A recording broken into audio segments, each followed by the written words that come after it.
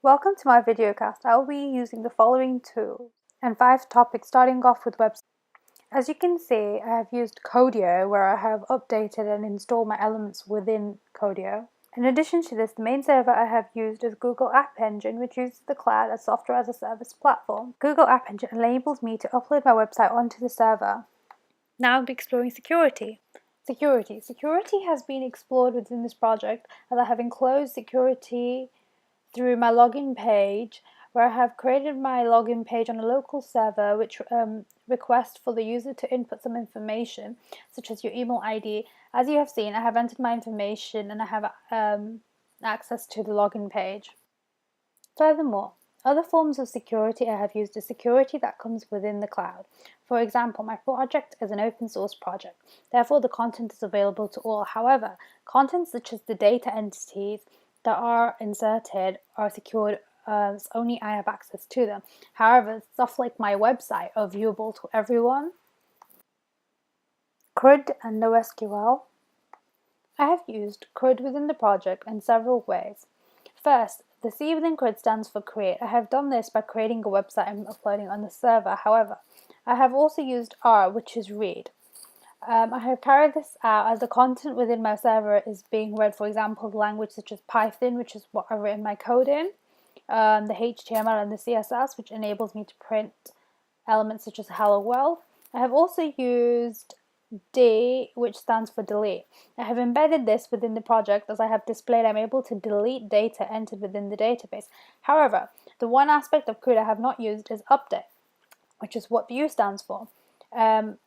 If I was to implement this, I would like to update the data that I have entered if any changes were made, rather than me manually always changing the data.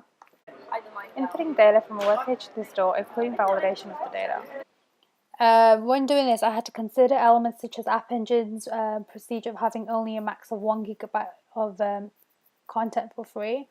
Data that's entered is also known as entities. Entities contain properties which can be names or values.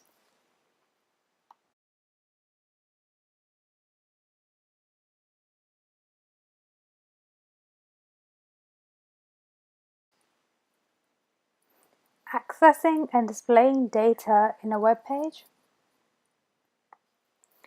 Following one of my lab sheets, I was able to access and display data. I was able to do this through GitLab, as I was able to provide another user permission to access the content that I had created on GitLab. And at the same time, we would push and pull the information that is there, that depending on who's doing what. I will be now exploring the technical parts of the project. Overall, it appears that the topic covered within the video will all relate very closely to each other, as they overlap one another when working on Google App Engine. Moreover, by using Ginger as a template, I was able to create a consistent structure within the website. When uploading it on the server, this was important, as no one wants to constantly edit and write from scratch. This is known as a template inheritance. And Ginger is able to support the concept, as it can generate any text-based template such as HTML.